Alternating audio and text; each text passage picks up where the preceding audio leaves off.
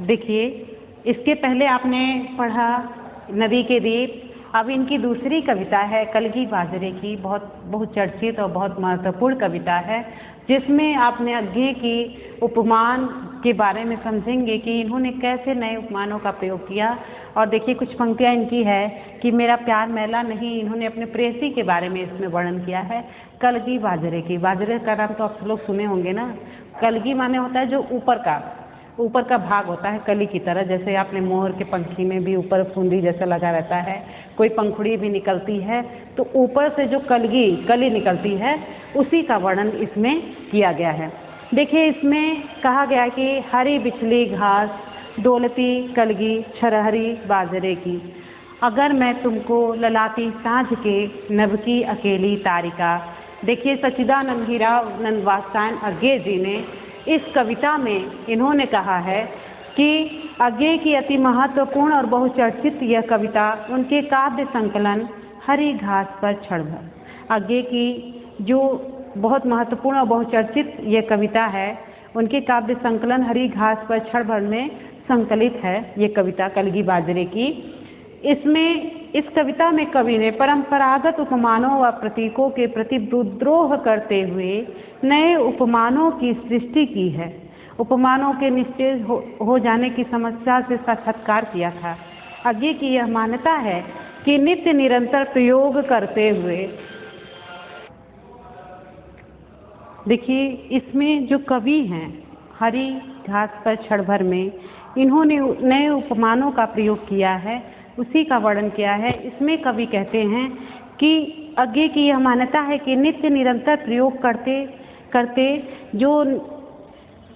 करते परंपरागत उपमान और प्रतीक निस्तेज हो जाते हैं, तब नए उपमानों और प्रतीकों की योजना अत्यावश्यक हो जाती है। अपनी इसी मान्यता के कारण वे प्रियतमा को ललाती साँझ के नभ की अकेली तारिका या शरद के भोर की निहार, जैसे देखें कि इसमें है टटकी कली चंपे की वगैरह तो नहीं कारण है मेरा हृदय। उन्होंने कहा है कि लहलाती हवा में कलगी छरहरी बाजरे की से उपमित करते हैं। स्पष्ट है कि अज्ञे ने यदि समस्या मानी है तो नए उपमान गढ़कर उनका समाधान भी प्रस्तुत किया है। जैसा कि देखिए ये जो कविता अज्ञे की है बहुचर्चित है।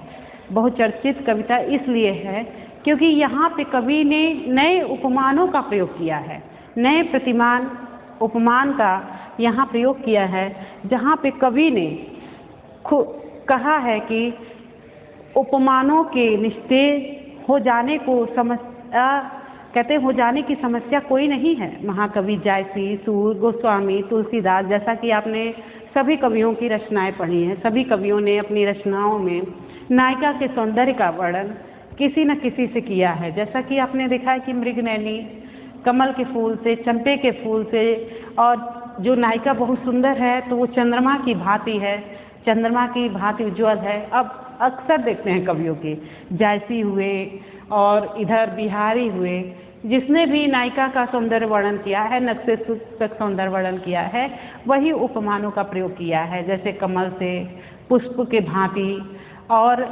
चंद्रमा की भांति, मतलब उसका नायिका का मुख इतना सुंदर है, सौंदर्य का माना है। तो ये सारे उपमानों से हटकर अज्ञे जी ने नए उपमानों का प्रयोग किया अपनी कविताओं में, और इनकी जो नायिका, जो इनकी प्रेयसी है, वहाँ पे उसके सौंदर्य का वर्णन में इन्होंने उस नए उपमानों का प्रयोग किया है। इन्होंने देखिए जैसा कि आपने देखा जायसी अपनी अमर कृति पद्मावत में महास्वरूपा अनिर्दय कमनीया पद्मावती को मनोविमुग्धकारी सौंदर्यकांकन करने के पश्चात भी संतुष्ट नहीं होते और स्वीकारते हैं, क्योंकि जायसी भी जो है पद्मावत रचना करते हैं। पहले अभी कविता पढ़ाते हैं, इसके पहले थोड़ा समझा दें कि इनका जो उपमान था वो ऐसे कि कई कवियों ने, आपने देखा कि आदिकाल, भक्तिकाल, रीतिकाल, सभी कवियों में, सभी की रचनाओं में, सभी काल में जो रचनाएं हुई, जो उपमान दिए गए वो वही थे। जैसे चंद्रमा से सुंदरता, जैसा कि पद्मावती इतनी सुंदर थी, जायसी में इन्होंने वर्णन किया है। जायसी ने पद्मावत में जो पद्मावती की सुंदरता का वर्णन किया है, वो भी उस सुंदरता के वर्णन से क्या थे, संतुष्ट नहीं थे। उन्होंने कहा कि हमारी जो पद्मावती है इतनी सुंदर है, जैसा मैंने वर्णन किया उससे पूर्ण रूप से संतुष्ट नहीं थे। उन्होंने जैसे एक पंक्ति भी कर दी थी कि बरन सिंगार न जाने नक्सिक जैसे अभोग तस जग की छुई पायो उपमा दे ओई जोग। यद्यपि निर्वात सत्य है कि संपूर्ण हिंदी साहित्य में जायसी का नक्सिक सौंदर्य वर्णन अद्वितीय अवगणनीय है, किंतु यह कसक तो उनको है ही कि वे सौंदर्य वर्णन के लिए परंपरानुमोदित उपमान को प्रस्तुत कर सके। जैसा कि माना गया है कि सबसे अच्छा अगर सौंदर्य वर्णन किया है, नक्सिक का वर्णन किया है तो मलिक मोहम्मद जायसी ने ही किया है। लेकिन मलिक मोहम्मद जायसी भी कहते हैं इनको मतलब अद्वितीय स्थान मिला है सौंदर्य वर्णन के लिए। लेकिन यहाँ पे जायसी भी कहते हैं कि हमारा जो मतलब मैंने प्रतीक जो मान लिए हैं वो परंपरागत थे, कुछ नए नहीं थे, ऐसा उनके अंदर अभी भी कसक बनी थी और ऐसा उन्होंने कुछ पंक्तियों में कहा भी था। और देखते हैं कि किंतु कोई नया विधान नहीं कर सके। महाकवि सूर और तुलसी की स्थिति भी इससे भिन्न नहीं है। सूर साफ साफ कहते हैं कि उपमा हरि तनु देख ही लजानी, यहाँ तक कि उनकी ऐसा आराध्य कृष्ण के अंग प्रत्यंग के सौंदर्य से अभिभूत हो उपमाएं लज्जित होकर जहाँ तहाँ आकाश में पानी में बिल में छिप जाती हैं। देखिए गोस्वामी जी ने सीता की छवि का अंकन करते हुए सीता के अनुपयो मानकर चुप से हो जाते हैं कि सिय बरनी तही उपमा दे सु कवि कहाई अजस कोई ले सो पटती तीर समसिया जग असुवती कहाँ कमनिया। वहाँ भी वो कहते हैं कि तुम्हारी जैसी कमनीय नहीं है और सब उपमा कवि दे रहे जुठारी। उन्होंने ये पंक्ति भी कही थी कि सब उपमा कवि रहे जुठारी कही पटतरो विदेह कुमारी। ऐसा उन्होंने रचना किया था कि सारी जो उपमाएं हैं वो क्या हो गई, झूठी हो गई है। ऐसा आगे ने भी अपनी कविता में वर्णित किया है। जैसे पढ़ाएंगे आपको तो आप लगेगा कि कैसी प्रेयसी अपनी प्रेयसी को उपमा देना जैसे सुंदर, ऐसा नहीं। प्रकृति ये नेचुरल ऐसा है कि इसमें हर प्रकृति में हर एक कर्म में कब क्या चीज़ बहुत सुंदर लगती है। बारिश के दिनों में पत्तियाँ जो मौसम धूप में बहुत वीरान सुनसान लगता है, आप बारिश में देखते हैं कितना अच्छा सारा वातावरण बन जाता है, हरा भरा हो जाता है, सारे पत्तियाँ नहाई हुई जैसे लगता है कि अभी इनको नहा धो के मतलब ताज़ी हरी वो कलर ही थोड़ा सा अलग लगता है। तो वहाँ पे जो है कवि जो रहता है वो उसमें भी सुंदरता ढूंढता है। उसकी तुलना उससे कहता है कि जब हम कवि हैं तो क्यों हम परंपरागत, क्योंकि क्यों हम रूढ़ियों से परंपराओं से बने रहें कि हमारे सारे उपमान क्या हो गए हैं, मैले हो गए हैं।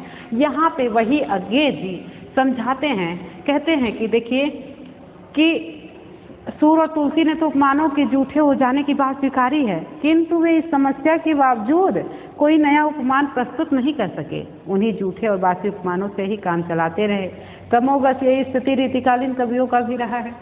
आज्ञे जी की यह मान्यता है कि नित्य निरंतर प्रयोग करते करते परंपरागत उपमान और प्रतीक निस्तेज हो जाते हैं, मतलब उसका ओज समाप्त हो जाता है। जैसा कि हमने देखा है कि कोई वस्त्र है या कपड़ा है, उसको हम बार बार पहनते हैं या फिर बार बार धुलते हैं, सुखाते हैं, धूप लगता है तो उसकी जो चमक हो जाती, चमक क्या रहती है, जैसा नया कपड़ा रहता है फिर बाद में वो क्या हो जाता है, पुराना हो जाता है और उसकी जो चमक है वो क्या हो जाती है, खराब होने लगती है।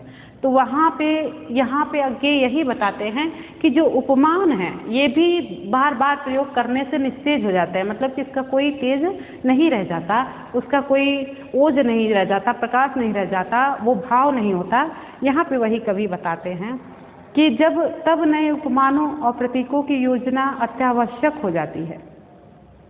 अपनी इसी मान्यता के कारण वे अपनी प्रियतमा को ललाटी सांच के नभ की अकेली तारिका या शरद के भोर की निहार न्याही कोई या टटकी कली चंपे की नहीं कहते, बल्कि उसे हरी बिछली घास, हरी बिछली घास मतलब देखें हरी घास बिछली पूरा चारों तरफ मखमल की तरह मुलायम सॉफ्ट लगती है, तथा लहलहाती हवा में कलगी छरहरी बाजरे से उपमित करते हैं। स्पष्ट है कि अज्ञे ने यदि समस्या मानी है तो नए उपमान गढ़कर उसका समाधान भी प्रस्तुत किया है। जैसा कि आपने देखा कि सूर तुलसी सभी ने ये समस्या मानी है कि परंपरागत ये उपमान जो हैं पुराने हो गए हैं, बासी हो गए हैं, ऐसा कहा है। लेकिन उन्होंने नए उपमान की तुलना नहीं की, बल्कि उसी में इन्होंने अपनी कविताओं को ढाला। लेकिन आज्ञे ने इसको माना, इस समस्या को माना कि ये तो उपमान पुराने हो गए हैं, लेकिन उसका समाधान भी उन्होंने निकाला है। देखिए यहाँ पे उन्होंने कहा कि इस तथ्य से निष्कर्ष निकल जाना चाहिए कि उन्होंने परंपरागत उपमानों का प्रयोग नहीं किया। हाँ, यह अवश्य है कि जहाँ उन्होंने पारंपरिक उपमानों का प्रयोग किया है वहाँ उसे नया संदर्भ और संस्कार ही दिया है। इस तरह गे ने अपने काव्य में युगबोध के अनुरूप ही उपमानों का चयन किया है। जैसा कि देखिए आपके सामने है ये कविता, हरी बिछली घास, हरी बिछली घास डोलती कलगी छरहरे बाजरे की। बाजरे की कली आप देखे हैं, बाजरे का अगर ग्रामीण होंगे तभी आपने देखा होगा, ग्रामीण होंगे या फिर कहीं बाहर भी रहते होंगे तब भी अपनी परंपरा से मिले हुए हैं, खेती से या फिर किसान को मतलब अपने अगल बगल में वातावरण में या फिर जहाँ हम रहते हैं वहाँ देखते हैं, नहीं तो सुनते हैं। चलिए नेट का ज़माना है, अगर नहीं देखे होंगे तो मोबाइल पे देख लेंगे। बाजरे की यहाँ पे दिया है कि हरी बिछली घास, जो हरी बिछली घास नीचे है फर्श कैसी होती है, मुलायम होती है, सॉफ्ट होती है। तो यहाँ पे जो नायिका है, जो प्रेयसी है, कवि की प्रेयसी है, वो उसकी सुंदरता का वर्णन करते हैं कि वो कैसी है, एक हरी बिछली घास की तरह है, मुलायम डोलती कलगी छरहरे बाजरे की। डोलती माने होता है कांपती या हिलती डुलती। आप बाजरे का पौधा देखे हैं, शाम के टाइम देखिए या कभी भी, वो जैसे हिल रहा है, हवा से जो हिलता है वो पतली छरहरी काए वाली है, जिससे उनकी प्रेयसी है वो छरहरे, छरहरे माने पतली दुबली होती है। डोलती कलगी छरहरे बाजरे की। कलगी होता है जो ऊपर निकला होता है, सुंदर दिखता है। आप देखते हैं बहुत लोग राजा महाराजा मुकुट में कली की भांति लगाए रहते हैं, और बाजरे में जो कली नुमा ऊपर निकला रहता है देखने में सुंदर लगता है। और अगर मैं तुमको ललाती सांझ के नभ की अकेली तारिका, अगर मैं तुमको, वो अपनी प्रेयसी को कहते हैं कि यहाँ पे कि तुम्हारा वो कैसी है, पतली दुबली छरहरी काया वाली है, डुलती हिलती डुलती कांप रही हरी बिछली घास, मतलब इतनी सॉफ्ट है। कहते कि अब नहीं कहता, अब अगर मैं तुमको ललाती सांझ के, अगर मैं कहूँ कि ललाती सांझ के नभ की अकेली तारिका, मतलब कि तुम शाम के टाइम अगर देखा जाए नभ में अकेली तारिका जैसी प्रतीत होती, अब नहीं कहता। या शरद के भोर की निहार न्याही कुई, न्याही कुई माने होती कुमुदनी, निहार न्याही मतलब ओस से नहाई हुई कुमुदनी का फूल देते हैं। या तो शरद ऋतु के भोर की निहार कुमुदनी, न्याही कुई कुमुदनी से, या नहीं टटकी कली चंपे की वगैरह वगैरह। यह मतलब होता नहीं कि ये सब से हम आपकी उसकी तुलना नहीं करते हैं। टटकी माने होता है ताज़ा, ताज़ा कली चंपे की वगैरह तो नहीं कारण कि मेरा हृदय उथला या कि सूना है। इसका ये कारण नहीं है कि मैं तुम्हें कुमुदनी से या फिर चंपे के फूल से या फिर कहते हैं कि मैं ललती साज के नभ की अकेली तारों से, ऐसा तुम्हारा वर्णन मैं नहीं कर रहा हूँ। तो इसका मतलब ये नहीं है, कहते हैं नहीं कारण कि मेरा हृदय उथला कि सूना है। ऐसा नहीं कि मेरा हृदय उथला है या सूना है, मतलब इस हृदय में तुम्हारे प्रति प्रेम नहीं है, ऐसा नहीं है। या कि मेरा प्यार मैला है, ना ही मेरा प्यार तुम्हारे प्रति मैला है, बल्कि केवल यही ये उपमान मैले हो गए हैं। बस यही है मेरे मन में तुम्हारे प्रति मेरा प्रेम, हृदय में उथला या कम नहीं है, सूना नहीं है। तो यह कि मेरा प्यार मतलब मेरा प्यार भी तुम्हारे प्रति मैला नहीं है, बल्कि केवल यही ये उपमान मैले हो गए। यहाँ पे कवि कहते हैं बल्कि केवल यही ये उपमान, जो उपमान थे चंद्रमा थी, पुष्प की, चंपा की और कुमुदनी की, ये जो उपमान हैं ये मैले हो गए हैं, जिसकी तुलना मैं तुमसे नहीं करता हूँ। कहते हैं देवता इन प्रतीकों को के कर गए हैं कूच। देवता भी जो ये प्रतीक माने गए थे, चंपा कुमुदनी चांद तारे, इस सब के देवता भी प्रतीकों के कई बार मतलब इनका प्रयोग हो चुका है। अब इसी को कहते हैं कि कभी बासन अधिक घिसने से मुलम्मा छूट जाता है। बासन मतलब बर्तन को कहा गया है, जब नए बर्तन होते तो थोड़ा सा चमकते हैं, कहते हैं बार बार किसी चीज़ का प्रयोग करने से क्या करते हैं, उसका मुलम्मा मतलब उसकी चमक क्या होती है, छूट जाती है, फीकी पड़ जाती है। यहाँ पे कवि यही कहना चाहता है कि जो पुराने उपमान थे वो क्या हो गए हैं, मैले हो गए हैं, उसकी चमक क्या हो गई, फीकी पड़ गई है। कभी बासन अधिक घिसने से मुलम्मा छूट जाता है, मगर क्या तुम नहीं पहचान पाओगी। यहाँ पे अपनी नायिका से, अपने प्रेयसी से कवि कहता है कि मेरा प्यार उथला नहीं है। क्या तुम इसको कहते हैं कि मगर क्या तुम नहीं पहचान पाओगी, क्या तुम नहीं पहचान पाओगी, तुम्हारे रूप के तुम हो निकट हो इसी जादू के, और निजी किस सहज गहरे बोध से किस प्यार से मैं कह रहा हूँ। क्या तुम मेरी बातों को नहीं समझ पा रही हो? मेरा प्यार तुम्हारे प्रति उतना ही है, बस मेरे उपमान थोड़े से अलग हैं, मेरा कहने का तरीका थोड़ा सा अलग है। मैं जिससे तुमको प्रतीक मानता, मतलब जो प्रतीक तुमको दे रहा हूँ, जिससे मैं तुम्हारी उपमा कर रहा हूँ, वो उपमान अलग है। बाकी मेरा प्यार तुम्हारे प्रति समर्पण है, मेरा प्यार तुम्हारे प्रति पूरा है और भरा है। इसमें कवि यही कहते हैं, फिर से कहते हैं, हरी बिछली घास, जो नायिका है, जो प्रेयसी है कवि की, वो हरी बिछली घास की तरह है, जो दौलती हरी बिछली घास पर जो दौलती मतलब छरहरी काया वाली जो नायिका है, बाजरे की कली की भांति, जो उसकी कलगी छरहरी बाजरे की छरहरी काया वाली जो बाजरी कली इस भांति कवि की नायिका या प्रेयसी दिख रही है। अगर मैं तुमको ललाती सांझ के नभ की अकेली तारिका, कहते हैं कि अगर मैं तुमको, यहाँ पे कवि अपनी नायिका प्रेयसी को कहता है कि अब नहीं कहता, अब मैं तुम्हें उस वर्णन ललाती सांझ के नभ की अकेली तारिका का वर्णन अब नहीं करूँगा। यहाँ पे फिर कहते हैं कि या शरद के भोर की निहार न्याही कोई, या शरद ऋतु के जो भोर में कहते हैं कुमुदनी की भांति, ओस से बुआ नहाई कुमुदनी जैसी तुम हो, या फिर ताज़ा टटकी कली चंपे की, या तुम टटकी कली चंपे की हो, ताज़ा जो कली निकलती वो चंपे की, वगैरह वगैरह, कहते हैं ना वगैरह वगैरह, मतलब उससे तो मैं तुम्हारा तो नहीं कारण, मैं उससे तुम्हारी उपमा नहीं कर रहा हूँ। यहाँ पे कभी यही कहता है, अगर मैं तुमको, फिर कहता है टटकी कली चंपे की वगैरह वगैरह, तो वगैरह तो नहीं कारण कि मेरा हृदय उथला है, उथला या कि सूना है। ये ऐसा नहीं कि मेरा हृदय मेरा प्रेम से, तुम्हारे प्रेम से उथला है या सूना है, ऐसा नहीं कि मैं तुमसे प्रेम नहीं करता हूँ, या कि मेरा प्यार मैला है और ना ही तुम्हारे प्रति मेरा प्यार मैला है, बल्कि केवल यही उपमान मैले हो गए हैं। बल्कि ये उपमान, ये जो उपमान थे, ये सब उपमान दिया जाता था ना, पुराने जितने भी कवि थे ये सब उपमान देते थे। अब देखिए इसमें कवि कह रहा है कि नहीं कारण कि मेरा हृदय उथला या सूना है। कवि यहाँ बार बार कहता है ये कारण नहीं है कि मेरा तुम्हारे प्रति प्रेम कम है या फिर मेरा प्यार क्या है, मैला है, बल्कि केवल यही उपमान मैले हो गए हैं। बल्कि ये जो उपमान थे, ये उपमान ही तो है ना, ललाती साज नभ की अकेली तारिका से, और या शरद के भोर की निहार न्याई कोई, मतलब नहाई ओस में नहाई कुमुदनी, या फिर टटकी कली चंपे की, ये सब सारे उपमान क्या हो गए, मैले हो गए हैं। यहाँ पे कवि यही कह रहा है कि ये जो उपमान जो हैं क्या हैं, मैले हो गए हैं। बार बार हम किसी वस्तु का प्रयोग करते हैं तो वो वस्तु क्या हो जाती है, पुरानी हो जाती है, उसकी चमक क्या हो जाती है, फीकी पड़ जाती है।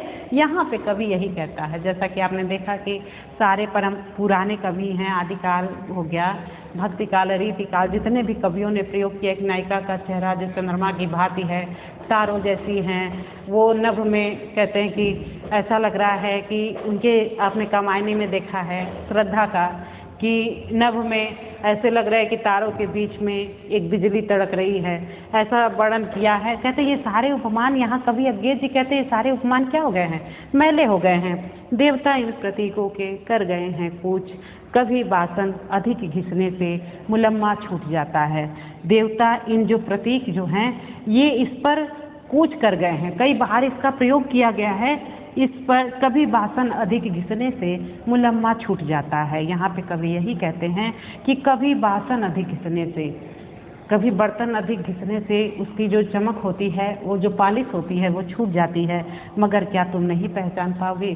प्रेयसी से अपने कहते हैं कि ये उपमान मैंने अलग बस प्रयोग किए हैं, क्या तुम मेरे प्रेम को नहीं पहचान पाओगी। तुम्हारे रूप के तुम हो निकट, तुम्हारा रूप जो है, तुम्हारे रूप के तुम मेरे निकट हो, और इसी जादू के और निजी किस सहज गहरे बोध से, किस प्यार से मैं कह रहा हूँ, इस बात को क्या तुम नहीं समझ रही हो। कवि यही यही कह रहा है, मगर क्या तुम नहीं पहचान पाओगी कि निजी किस सहज गहरे बोध से, किस प्यार से मैं कह रहा हूँ। ये जो तुम्हारी उपमा दे रहा हूँ, ये जो मेरा प्रेम है वो तुम्हारे प्रति अथाह है। इसका मैंने बस उपमान नए उपमान का प्रयोग किया है। यहाँ पे कवि उसी का वर्णन करते हैं। देखिए आगे की पंक्ति जो है कलगी बाजरे की कविता की, जिसमें कवि ने आगे ये कहा है, जब